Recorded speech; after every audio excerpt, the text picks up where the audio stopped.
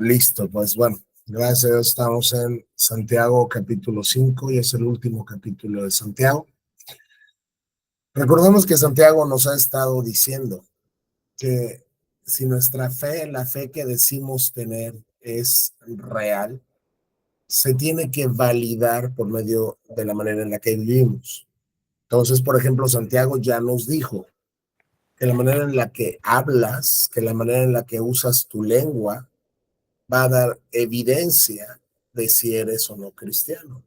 Que la manera en la que tratas a los demás sin hacer acepción de personas, que la manera en la que soportas una prueba pidiendo sabiduría, o sea, que la manera en la que vives va a dar testimonio de si tu cristianismo, de si tu fe es real o no. Y entonces, acá llegamos al capítulo 5, donde Santiago va a ser la reprimenda más grande, más fuerte de toda la carta. ¿Ok? Y esta reprimenda es para las personas en la iglesia de este tiempo que se identificaban como cristianos, pero que en realidad vivían con un amor al dinero supremo. Entonces, la manera en la cual tú usas tu dinero va a mostrar si tu fe es real o no. Creo que no hay una manera más clara, junto con la lengua tal vez, de darte cuenta dónde está el corazón de una persona que ver cómo utiliza su dinero y para qué lo utiliza, sea poco o sea mucho. ¿Ok? Entonces, primero recordamos que el Señor ya nos dijo allá en Lucas, me parece 16, 13, por ahí, que no podemos servir a dos señores. Y lo dijo en relación a no puedes servir a Dios y a las riquezas. ¿Ok? No puedes estar al servicio de dos amos porque vas a quedar con uno bien y con el otro mal. Y entonces dice, no puedes servir a Dios y a las riquezas. También Jesús nos exhortó y nos dijo, no hagan tesoros en la tierra, no, donde se echan a perder por la polilla, por el orín, por los ladrones, sino hagan tesoros en el cielo, donde ahí sí van a perseverar. Entonces, lo primero que quiero nada más como matizar es, Dios no está en contra de tener dinero. Dios ha determinado, porque ese es su arbitrio soberano, Dios ha determinado que unas personas sean ricas y unas personas sean clase media y unas personas sean pobres. Y Dios ha determinado que dentro de su pueblo tenga hijos multimillonarios y tenga hijos pobres. O sea, Él determinó. Entonces, no es como que Dios está en contra de que tengas dinero. Lo que la Biblia denuncia es el amor al dinero, que es diferente, porque el amor al dinero es idolatría, conectándolo un poco con lo que vimos el viernes en los 10 mandamientos. El amor al dinero es idolatría. Entonces, lo que el Señor está aquí denunciando es que los corazones de estas personas estaban en realidad puestas en el dinero, los bienes materiales. Aunque profesaban a Cristo, la manera en la que ellos manejaban su dinero y la manera en la que ellos veían su dinero invalidaban la fe que proclamaban tener.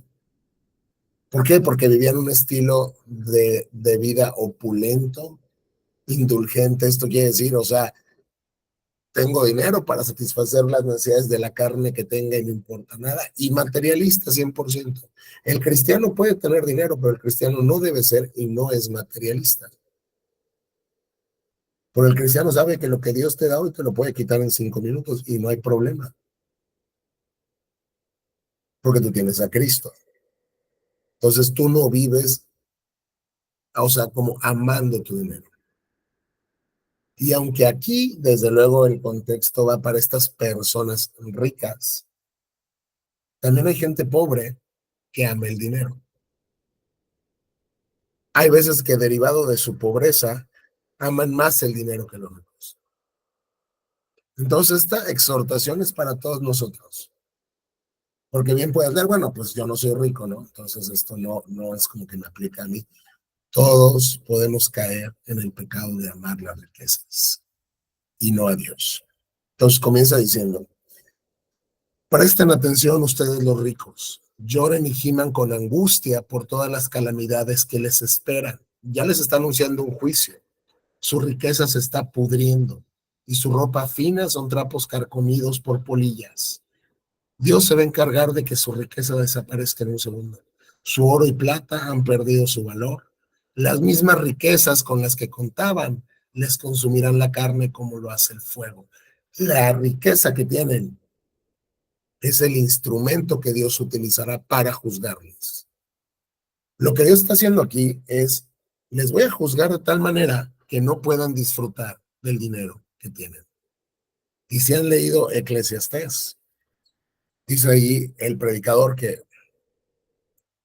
o sea, que hay un mal que él ha visto mucho aquí en el mundo, y es gente que tiene dinero y Dios no le da la bendición de disfrutarlo. Porque cuando Dios te bendice económicamente, Él te permite disfrutarlo, porque también para eso te lo da, ¿no? Pero acá Dios está usando sus riquezas como un juicio. El tesoro que han acumulado se usará como evidencia contra ustedes en el día del juicio. Es decir, el hecho de que ustedes tengan tanto es evidencia que no usan su dinero como cristianos. Incluso aquí el contexto nos dice qué pecado es el que les está enriqueciendo mucho. Así que escuchen, oigan las protestas de los obreros del campo a quienes estafaron con el salario. El dinero que no les pagaron clama en contra de ustedes. Los reclamos de quienes les cosechan sus campos han llegado a los oídos del Señor de los ejércitos celestiales. O sea, ustedes aman tanto el dinero, se dicen cristianos, pero aman tanto el dinero que ni aún el sueldo de sus trabajadores pagan para que no se les acabe el dinero. Y sus trabajadores no van a quedar sin venganza. Y Dios está escuchando la protesta y el clamor de la gente a la que ustedes han estafado con su salario. Entonces, tengamos cuidado de no amar el dinero. Dios nos da el dinero para que lo podamos disfrutar, pero no para que nos pongamos a su servicio, no para que lo podamos amar. Porque lo que Santiago les está diciendo aquí es, ustedes dicen que adoran a Dios, pero en realidad ustedes adoran al dinero. Entonces lo que está haciendo es confrontarlos con el estado de su corazón para que ellos examinen cómo está su relación con las riquezas. Porque digo, estas personas que se dicen creyentes deben saber que la Biblia, como les dije ya, no condena el tener dinero. O sea, no es que la Biblia condena a los ricos por ser ricos nada más, ¿no? Y de cierta manera, todos los que estamos aquí conectados, de cierta forma y manera tenemos bienes de este mundo. Dios nos lo ha dado y por eso estamos aquí. Por lo menos tenemos una computadora y un techo y luz, ¿no? Pero una cosa es que uses lo que Dios te da y sobre todo que lo uses para la extensión de su reino y de su gloria. Y otra, que ames tanto tu dinero que aún te pese gastar en lo más pequeño o en lo que es debido y justo gastar. Como aquí en el contexto, el salario de sus trabajadores. Los reclamos de quienes les cosechan sus campos han llegado a oídos del Señor de los ejércitos celestiales. Cuidado. Sus años sobre la tierra los han pasado con lujos, satisfaciendo todos y cada uno de sus deseos. Estas personas han usado su dinero para satisfacerse a sí mismos. Se han dejado engordar para el día de la matanza. Han condenado y matado a personas inocentes que no ponían resistencia. Y si ustedes han usado su dinero para engordarse de tantos banquetes que comen, para engordarse mucho, y no se están dando cuenta que ustedes mismos se están engordando para el día en que Dios les mate, como si fueran pues una res que se engorda y se engorda para que cuando se mate pues haya mucha carne. Se han dejado ustedes engordar para el día de la matanza. Dios les va a juzgar. Son personas que aman el lujo, que aman el dinero, que aman sus placeres, que aman su carne. El cristiano no comete pecado si disfruta lo que Dios le da con una perspectiva correcta. La perspectiva correcta es, Pablo dice, que nada hemos traído a este mundo y nada nos vamos a llevar. Y se refiere a lo material. Así que teniendo sustento y abrigo, estemos contentos con eso. Dios llama al cristiano a tener contentamiento, cualquiera que sea su situación. Y ahí cuando Dios ha decidido darte prosperidad y abundancia, está contento con la abundancia también, disfruta el dinero que Dios te da, sin perder de perspectiva que ese dinero sobre todo tiene la misión de extender el reino de Cristo en la tierra y de hacer misericordia a los que están en necesidad, sobre todo tus hermanos. Por eso es que Pablo ya nos dijo y Juan nos dice, si ves a un hermano que tiene necesidad y tú tienes bienes de este mundo, y no te está diciendo que tú eres rico, tú tienes bienes de este mundo como todos, y le dices, anda, ve, que Dios te bendiga, caliéntate y abrígate, y no le das con qué calentarse, y no le das con qué abrigarse, y no le das con qué comer. ¿Cómo está el amor de Dios en ti? Porque el amor de Dios, si es que eres un cristiano verdadero, el Espíritu Santo que vive en ti te llevará a usar el dinero de Dios, porque lo que tienes es de Dios, para el beneficio de su pueblo y la gloria de su nombre. Aquí el contraste es, estas personas lo han usado para satisfacer, noten, todos y cada uno de sus deseos. Hay gente, y lo vi hace un tiempo, no recuerdo cómo se llama, un chico que se heredó ahí toda la fortuna de sus papás, se compró, digo, o sea, él es mexicano, se compró unos tenis así, unos tenis en más de $1,000,000. En realidad, en realidad, este tipo de personas, lo que hacen con el dinero no es bendecir a los demás, es engordarse a sí mismo, satisfacer todos sus deseos. Pero lo que no saben es que al adorar y al amar el dinero, se están completamente abriendo al juicio de Dios. Porque el que da el poder para hacer la riqueza no es Satanás, es Dios. La Biblia lo dice. Jehová tu Dios te da el poder para hacer las riquezas. Ahí en la Torah es Dios. O sea, lo que es malo aquí, lo que es pecaminoso y lo que se denuncia, es lo que también dijo Pablo, raíz de todos los males, es el amor al dinero. No es el dinero en sí mismo, sino es el amor al dinero. Entonces, ¿quieres juzgar la veracidad de tu fe? Piensa cómo usas tu dinero. También es un termómetro.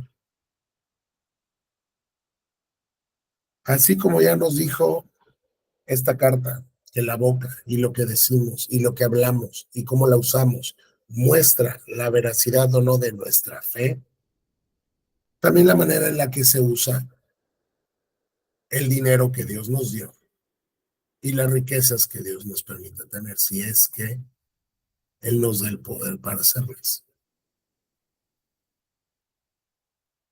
Pero no te equivoques, porque al final del día, si tú, digamos, ayudas a los demás y todo esto, qué bueno, gracias, estás mostrando que tienes su corazón misericordioso y que amas más a Dios y no el dinero. Pero aun cuando tú das dinero a tus hermanos, o das ofrendas en la iglesia o lo que tú quieras, lo que estás dando, desde luego se lo das a Dios porque es de Él. Y lo que se queda en tu cartera también sigue siendo de Dios. Entonces, no solo es que puedas, digamos, ayudar a los demás, sino la pregunta también es, ¿gastas tu dinero, inviertes tu dinero en pecar?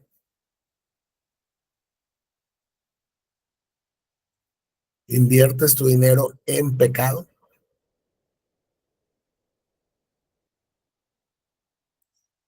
Como les contaba, esta epístola es muy práctica. Más que teológica, es práctica. Y denuncia muchas cosas. Porque hoy en día hay personas que se engañan a sí mismas. Entonces tú prendes la televisión en el pseudo canal cristiano Enlace, ¿no? Y te vas a encontrar muchos lobos, falsos maestros. Están ahí prácticamente todos, con dos, tres excepciones a lo mejor.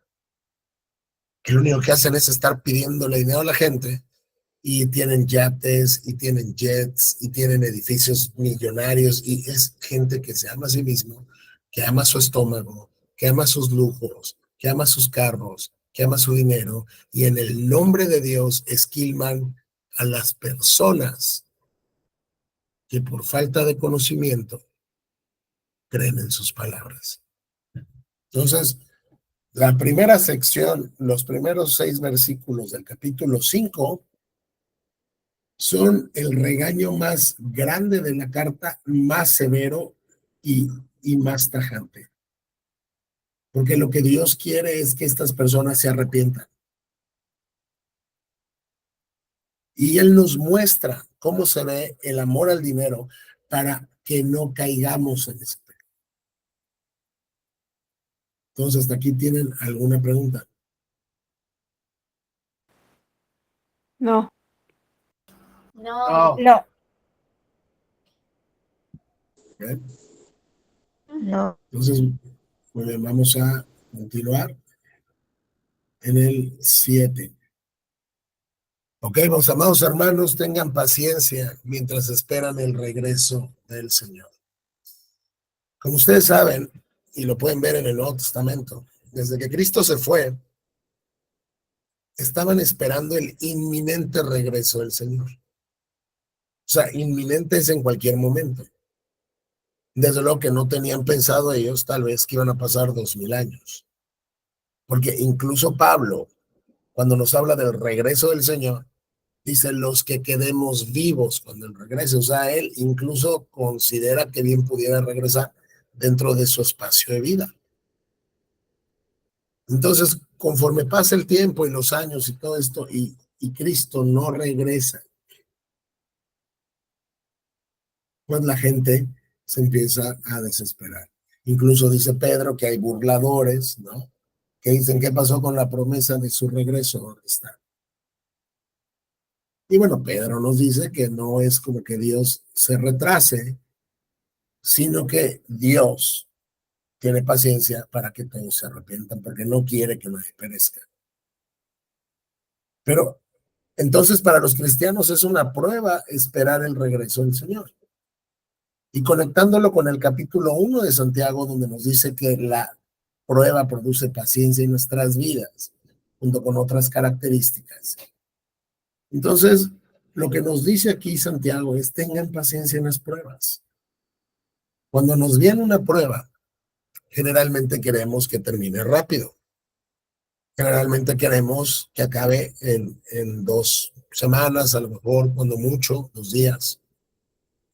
Pero no sabemos cuánto tiempo Dios nos va a dejar esa prueba sobre nosotros.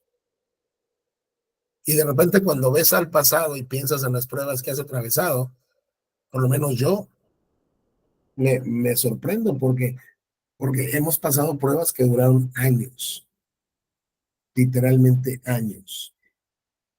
Y si te hubieran dicho en ese momento esta prueba va a tardar tantos años, te hubieras desesperado.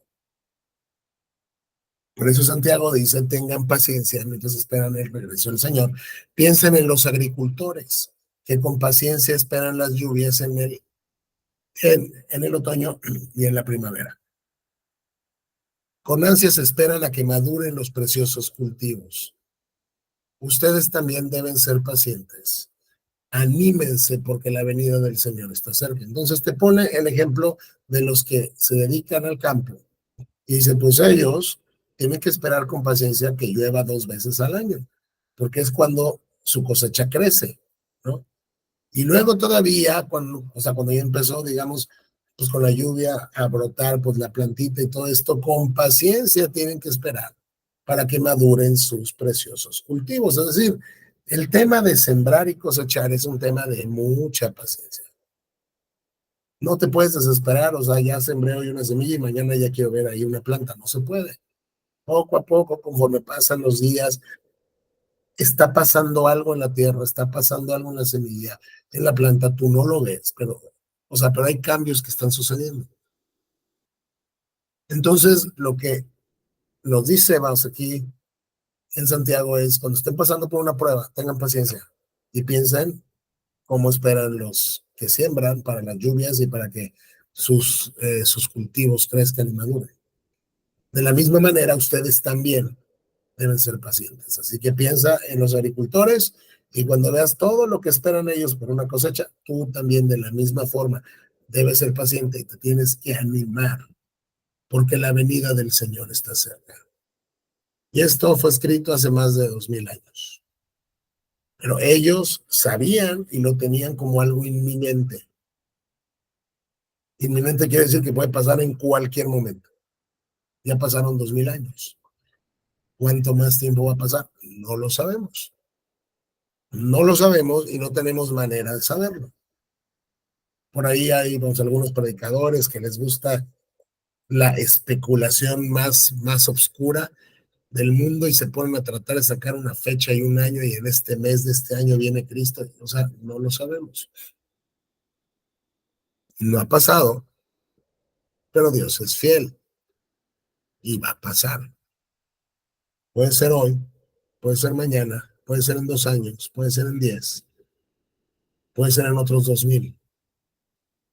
Sin embargo, Dios le sigue diciendo al cristiano, si pasan 2000 años, los cristianos que seguramente existirán en 2000 años porque nadie prevalecerá contra su iglesia. Dios le sigue diciendo, por 4000 años te vengo diciendo y te sigo diciendo, ten paciencia, la venida del Señor está cerca. Porque, hermanos, no se quejen unos de otros o serán juzgados. Ya nos habló también de esto Santiago, ya nos habló de esto Pablo. No juzguemos de manera farisaica, hipócrita a los hermanos, porque no son nuestros siervos, son siervos del Señor, así como lo eres tú. Deja que el Señor nos juzgue a todos. Tú no puedes tomar el papel de juez. ¿Okay? No se quejen unos de otros, porque si no ustedes van a ser juzgados, porque el juez ya está a la puerta. Cristo ya va a regresar con su galardón y Él es quien va a juzgar a cada uno. Ustedes caen si no lo hagan. Otra vez, como lo dijimos hace una semana, se refiere a un tipo de juicio hipócrita sin fundamento y farisaico, porque Dios nos manda a juzgar todo el tiempo. Eso es discernimiento. Y no nos dice que le creamos a todo mundo lo que todo mundo diga, sino debemos juzgar la doctrina, los frutos de la gente, etcétera, etcétera. ¿Ok? Sin embargo, por cuanto al juicio que se refiere acá, dice no lo hagas, porque el juez ya está cerca, y si no, pues tú vas a ser juzgado. Una pregunta. Dime. Ya que sabes así de la venida de Jesús, pero ¿qué trató de decir cuando Jesús, no sé, no me acuerdo qué versículo lo decía en la Biblia que lo leí, que jóvenes iban a recibir visiones, ancianos y cada uno de ellos? Ok, mira, vamos, eso está en Joel, digo, no es ahorita como parte mucho como el tema, pero lo resolvemos rápido, así rápido, pero mira, vamos, eso es una profecía de Joel que está citada por Pedro en Hechos, cuando viene el Espíritu Santo, y básicamente lo que Pedro les está diciendo, y lo podemos ver cuando veamos Hechos, pero lo que Pedro les está diciendo es, lo que dijo Joel ya se cumplió delante de ustedes. Es básicamente el punto, ¿no? Dios está derramando su Espíritu, o sea, porque es en el Pentecostés cuando el Espíritu Santo viene y vive ya dentro de las personas, cosa que no pasaba hasta antes del Pentecostés, ¿ok? Pero Pero digo, eso ya es más un tema como que lo puedes vincular con hechos, ¿no? Y es lo que te puedo decir ahorita rápido nada más, como para no desviarme mucho de Santiago, ¿no? Pero entonces, ¿dónde me quedé? Perfecto, 10. Ok, los amados hermanos, tomen como ejemplo de paciencia durante el sufrimiento a los profetas que hablaron en el nombre del Señor. Honramos en gran manera a quienes resisten con firmeza en tiempo de dolor. Por ejemplo, han escuchado hablar, han oído hablar de Job. Todos ustedes saben quién es Job. Yo tengo ahorita como 4 o 5 días que terminé Job con las niñas, ¿no?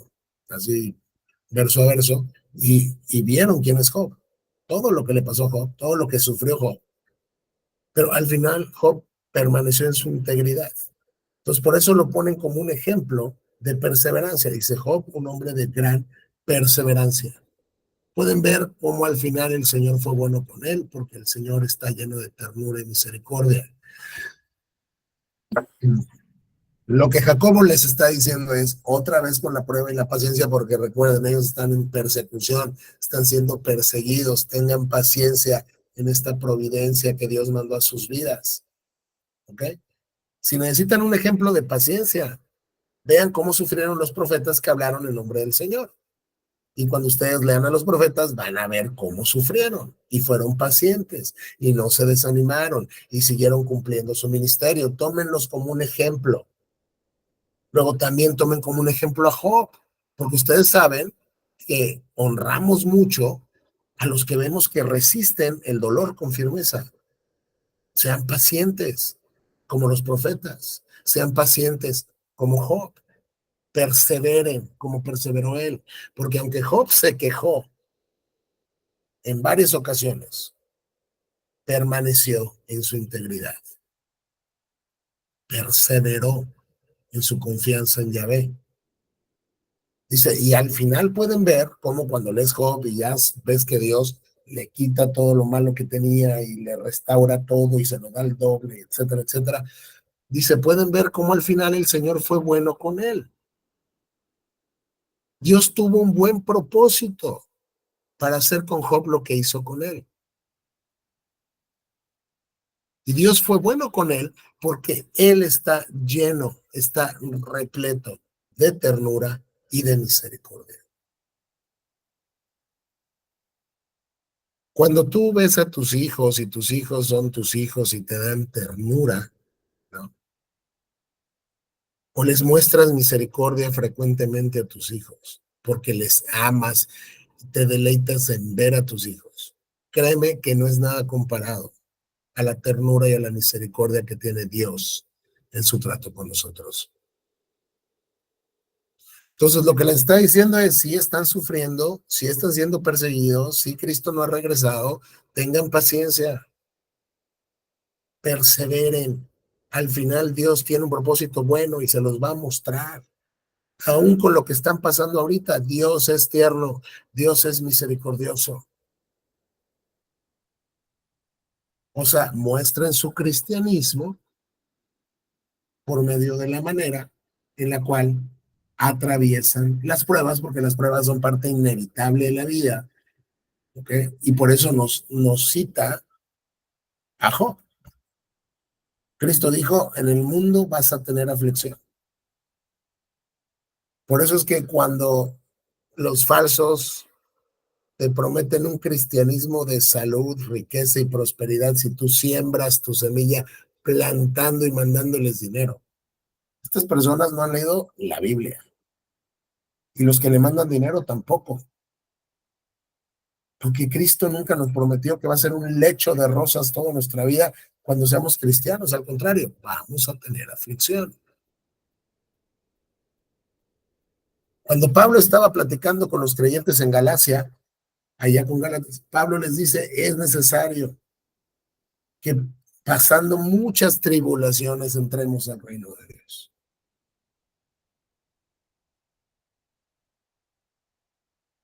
En Romanos ya lo vimos, Pablo nos dice, van a sufrir, pero ese sufrimiento va a funcionar para bien para los que aman a Dios. Entonces, lo que Santiago les dice a los cristianos es, o sea, digo, y lo tienen que, bueno, que conectar con el capítulo 1, que no les sorprenda cuando venga la prueba que están pasando, que es como empezó. Entonces, solo esperen con paciencia. Pero sobre todo, hermanos míos, nunca juren por el cielo ni por la tierra, ni por ninguna otra cosa. Simplemente digan sí o no para que no pequen y sean condenados. Y aquí Santiago, de manera como miscelánea, toma y retoma el tema de los juramentos, el cual Cristo nos instruyó también en los evangelios. El problema con los juramentos no es que juraran en sí mismo, sino cuando juraban por el templo, juraban por el altar, juraban por Dios, juraban por lo que quieras, como que Dios sea mi testigo que voy a cumplir esto. Y en realidad no cumplía nada. Entonces no cumplían absolutamente nada. Denme un momento.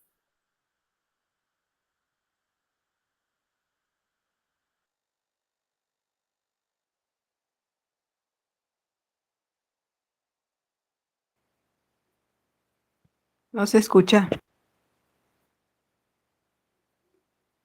Es que dijo que ahorita viene.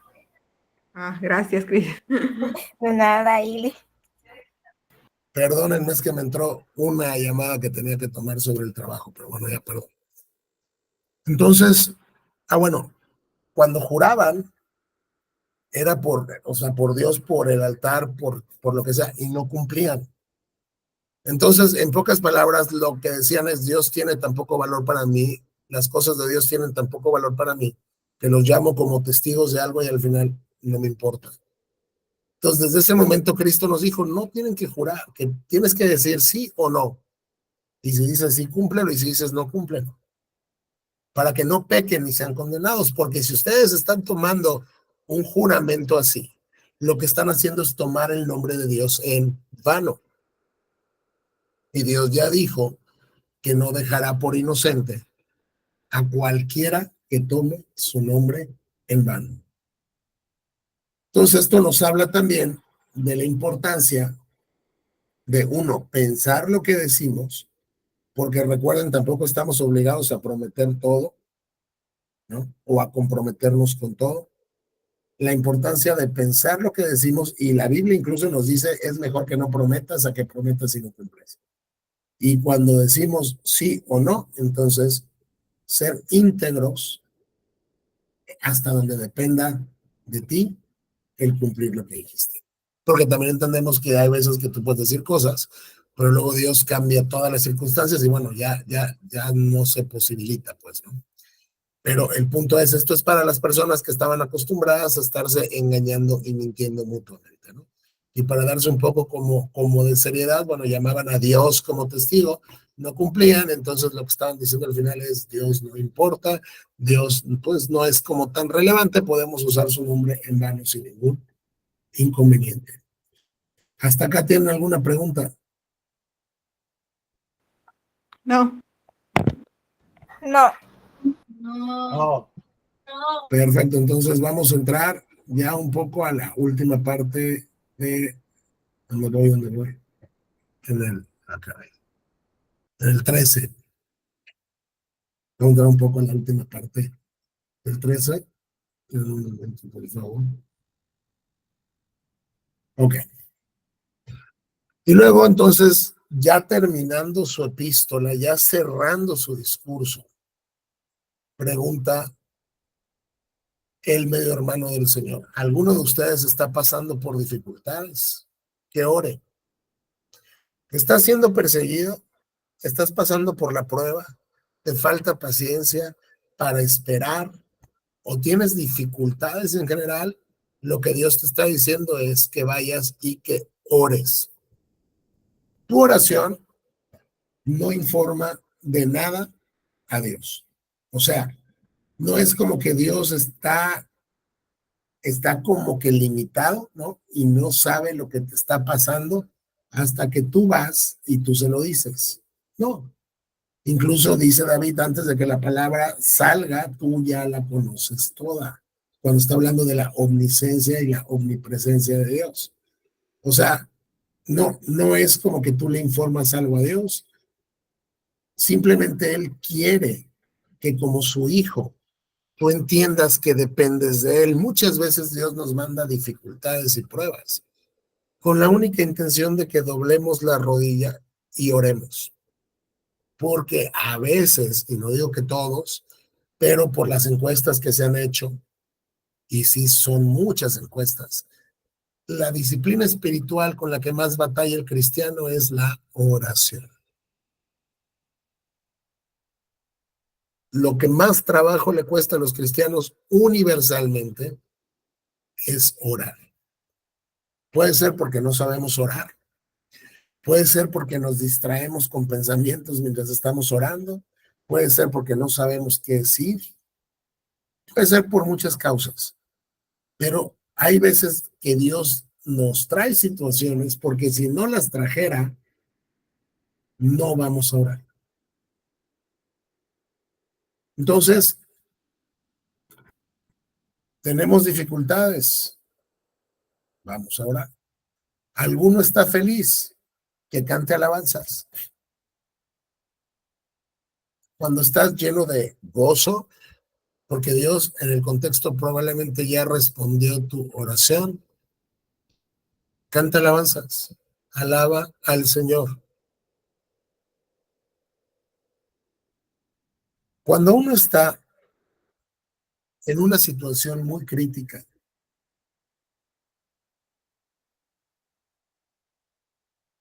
cuando uno está en una situación muy crítica, necesita paciencia espiritual. Y la paciencia espiritual, como lo dijo ya desde el capítulo 1, proviene de la oración.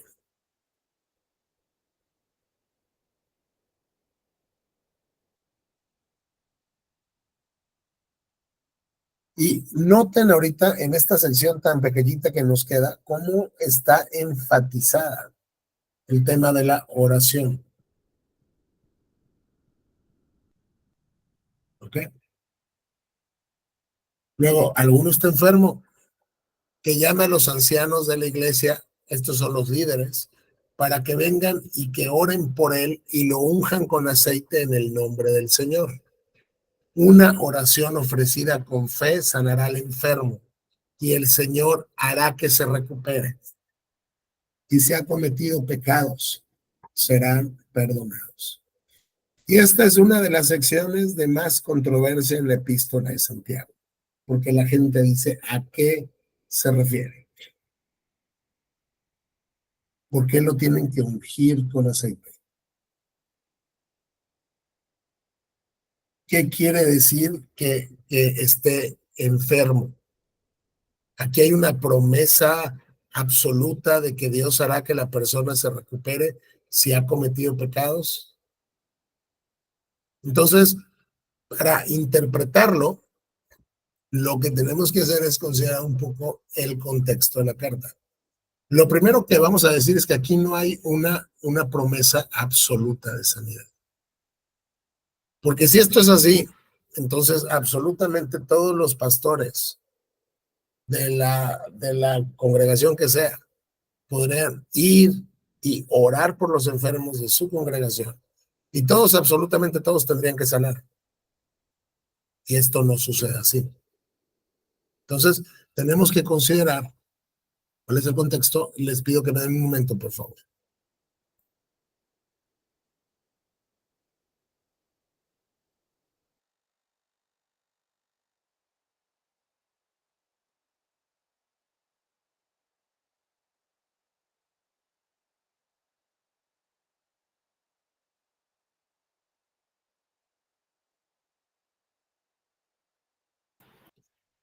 Ya, perdónenme, ahorita estoy un poco complicado. Entonces, básicamente, en este contexto del primer siglo, lo que Dios le está diciendo es que hay personas que están enfermas, ¿ok? Y lo están de alguna manera vinculando con el pecado. Porque dice, si ha cometido pecado, será perdonado cuando los ancianos oren por él y lo unjan con aceite. La unción por ningún lado se nos manda, digamos, pues que lo hagamos nosotros. Es una práctica que generalmente los carismáticos y los pentecostales, pues como que tienen en gran estima. Sin embargo, no se nos manda que se unja nada a los cristianos, pero ¿qué significaba la unción en el contexto del Antiguo Testamento? ¿Qué es lo que está en la mente de Jacobo cuando está escribiendo esta carta? Porque, como les dije, los cristianos de este tiempo eran prácticamente judíos. Todos los cristianos eran judíos. Son las 12 tribus que están en la dispersión. Entonces, los judíos entendían bien lo que la unción quería decir. Y lo vamos a ver en la Torá, pero la unción tenía que ver con la consagración. ¿Ok? Con la consagración, con la separación de alguien o de algo. Y digo, generalmente era de algo para Dios. O también de alguien como los sacerdotes. Se les ungía para santificarlos, para separarlos para Dios. Entonces aquí lo que nos dice es que en este contexto, si alguien estaba enfermo, creo que es una interpretación que se puede llegar a sostener, producto de haber pecado, llamen a los ancianos para que vengan y oren con él y lo unjan con aceite, entonces básicamente lo consagren al Señor. Y una oración que es, digamos, ofrecida con fe, sanará al enfermo y el Señor va a hacer que se recupere. En el contexto, si ha cometido pecado, será perdonado. No lo podemos interpretar como una promesa general porque no sucede y Dios no viola sus promesas. Porque hay personas dentro de la congregación que se mueren cuando están enfermas. No importa que los pastores oren por ellas, no se sanan. Pero aquí está dando una instrucción a los ancianos de la iglesia para que vayan y básicamente consagren a la persona que está enferma y de alguna manera se vincula con el pecado. No es un pasaje sencillo. Lo que no prohíbe, digamos, es que tú o que los ancianos oren por los enfermos. Todos debemos orar por los hermanos enfermos. Y podemos tener toda la fe que tú quieras, pero no, digo, y lo sabemos, no siempre se recupera. Entonces hay que tener cuidado cómo se interpreta esta sección en particular, ¿ok? Lo que muchos comentaristas hacen es que lo que dicen es que, mira, está vinculando, por ejemplo, si los creyentes tienen dificultades, que oren. ¿Quién más tiene que estar ahí metido en ese tema? Los ancianos. Cuando hay un enfermo, vayan y oren por él. O sea, está enfatizando la oración. Pero no hay una promesa de sanidad absoluta física. Física puede ser espiritual, pero física no hay una promesa para todas las generaciones, para todos los tiempos, de que cada vez que alguien ora por un enfermo, el Señor hará que se recupere. En el contexto acá parece que lo está vinculando con el pecado y que su enfermedad es producto de este pecado. Entonces, al consagrarlo, como que hay arrepentimiento, pero completamente, completamente concuerdo en que no es un pasaje sencillo, no es muy claro cómo lo puedes interpretar. Pero desde luego todos tenemos la responsabilidad de orar por los hermanos que están enfermos y claro, pedirle, Señor, nuestro deseo es su recuperación. Pero bueno, pues al final tú vas a hacer tu voluntad porque tú eres el soberano, ¿no? Si tienen alguna pregunta, no me la hagan porque seguramente no voy a saber responder con respecto a este pasaje en particular. Es lo mejor que puedo hacer porque es un pasaje complicado, ¿no? Lo que definitivamente aquí, lo que no dice es que estos ancianos tenían el don de sanidades. El don de sanidades los tenían los apóstoles y algunos diáconos de la iglesia primitiva, y era una cosa totalmente diferente, ¿no? Aquí está llamando a los ancianos, a los líderes de la iglesia local, para que vengan, oren por él, le consagren, y Dios le sanará y le restaurará, y sus pecados serán perdonados. Confiésense los pecados unos a otros y oren los unos por los otros. Y luego no solamente tú, cristiano, ora, que tus líderes oren, sino todos juntos oren. Y también es otra parte medio complicada de interpretar esta primera frase, porque aquí los católicos sacan su apoyo para decir que tú te tienes que confesar ante el sacerdote, ¿ok? Pero Digo, no es tan complicado como el pasaje anterior, sin embargo, tiene su dificultad. Pero lo que creo que enseña claramente en el contexto es que hay personas contra las que estás pecando, ¿ok? Y en el contexto es, esas personas saben que pecaste y no has ido y no has arreglado las cosas. Lo que no dice, como algunos enseñan, por eso yo no veo que lo diga por ningún lado, es que llegues con un hermano y que le digas, brother, te vengo a pedir perdón porque no te lo he dicho nunca, pero he pensado que tú eres un fraudulento, por ejemplo, ¿no? O no te lo he dicho nunca, pero la verdad tengo malos pensamientos sobre ti. O sea, no es la idea, porque de lo que se trata aquí es de que sean sanadas las relaciones en la iglesia, ¿no? Y si tú haces eso, donde vas y le estás confesando a la gente pecados de los que están enterados que has cometido contra ellos, tal vez en tu mente o no sé, entonces no va a haber como sanidad, sino todo lo contrario, se va a generar un conflicto. Lo que se está enseñando aquí es, cuando tú peques contra otra persona, lo que se intuye es, la persona sabe que has pecado. Ve y arregla las cosas, confiésale tus pecados y oren juntos para que esa relación sea sanada. ¿Ok? Pero también es un pasaje complicado. Sin embargo, no veo, sinceramente, por ningún lado, no veo que enseñe que debemos confesarle los pecados al sacerdote, como los católicos quieren tratar de justificar. ¿Dudas, preguntas? No, todo bien. No. Pues qué bueno, vamos a seguir entonces. Seguimos. La oración ferviente de una persona justa tiene mucho poder y da resultados maravillosos. Luego nos dice, Elías era tan humano como cualquiera de nosotros. Sin embargo, cuando oró con fervor para que no cayera lluvia, no llovió durante 3 años y medio.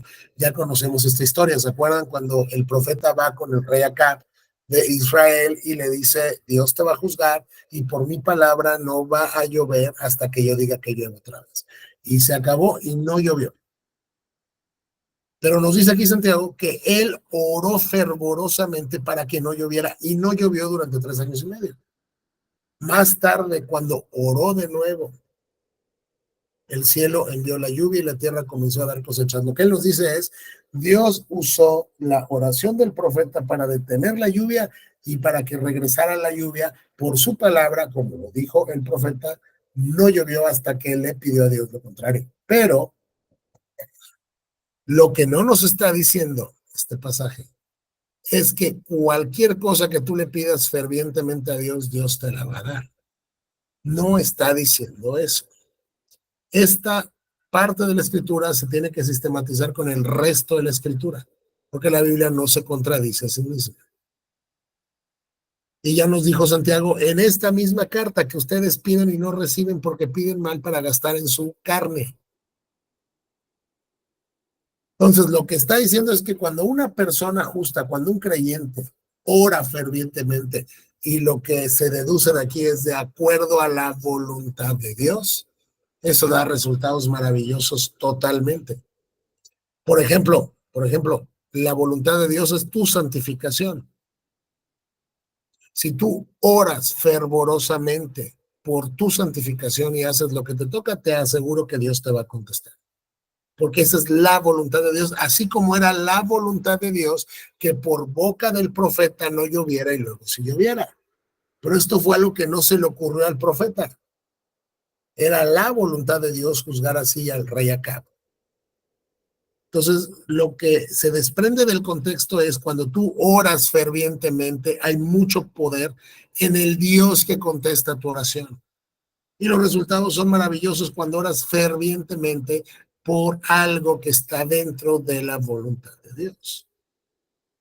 Por ejemplo, si tú eres esposa y le pides fervientemente a Dios que puedas amar a tu esposo y puedas amar a tus hijos como Él quiere que los ames, te aseguro que Dios va a contestar esa oración. O lo mismo si eres esposo con tu esposa y con tus hijos, o lo que quieras que sea parte de la voluntad de Dios. Pero no es una carta blanca, una carta, digamos, abierta, para que tú le pidas a Dios lo que quieras con mucho fervor y entonces Dios te lo va a dar. Dios no funciona así. Mis amados hermanos, si alguno de ustedes se aparta de la verdad y otro lo hace volver, pueden estar seguros de que quien haga volver al pecador de su mal camino, salvará a esa persona de la muerte y traerá como resultado el perdón de muchos pecados. Y otra vez les digo, no está fácil, pero gracias a este versículo de acá, conectado con el contexto de aquí, es que se intuye que de lo que está hablando aquí es más de un tema de sanidad espiritual que físico, ¿ok? Porque está conectado ciertos elementos, ¿no? Pero al final, como les digo, no está fácil el pasaje, ¿no? Pero lo que sí nos dice es, si ustedes son el instrumento que Dios usa para hacer que un hermano que se está apartando vuelva al camino, pueden estar seguros de que van a salvar de la muerte a esa persona. Y como resultado se traerá el perdón de muchos pecados, como acá. Por eso es que creo que están conectados. Entonces tenemos la responsabilidad, tenemos la obligación de parte de Dios de ser el guardián de nuestros hermanos y nuestras hermanas. Dios no nos dice que si vemos a un hermano o una hermana que se están apartando, digamos, bueno, pues ya es su problema. No. Si ves que uno de tus hermanos se está apartando porque tú amas a tu padre y él es padre de tu hermano y tú amas a tu hermano, tú vas a intentar hacer volver a tu hermano al camino. Porque de esa manera también estás manifestando tu fe, la veracidad de tu fe. No eres indiferente al peligro de tus hermanos. Pero estamos llamados a tratar de hacer volver al pecador de su mal camino. Porque vamos a salvar de esa manera a esa persona de la muerte, porque tú no sabes si lo que esa persona está cometiendo ahorita y tú lo estás viendo y no dices nada, tú no sabes si puede ser el principio de su apostasía. Y si tú vas con el pecador y lo haces volver de su mal camino por la gracia de Dios y con la capacitación del Señor, el resultado será el perdón de estos pecados. Entonces, es una carta muy cortita, solo son 5 capítulos, como ya nos dimos cuenta, es eminentemente práctica y termina nuevamente con un mandato implícito práctico, y es, ve y haz volver a tu hermano del error. Ora por tu hermano que veas en pecado, intercede por él, pero ve y habla, ve y exhorta. Con amor, con mansedumbre, considerando a ti mismo, no sea que tú termines cometiendo el mismo pecado, con todas las otras cosas de la Biblia, pero ve y hazlo. Ve y hazlo. Haz volver al pecador de su camino. Entonces, tu cristianismo se ve en cómo amas a los hermanos, cómo usas tu dinero, cómo usas tu boca, cómo tratas a la gente, cómo soportas las pruebas, etcétera, etcétera, etcétera. Y así terminamos entonces la epístola que Jacobo escribió, la cual lleva el nombre de Santiago. ¿Tienen alguna duda o alguna pregunta? No, No. ¿No? ¿Todo bien? Bueno, entonces un momento, vamos a terminar con la grabación.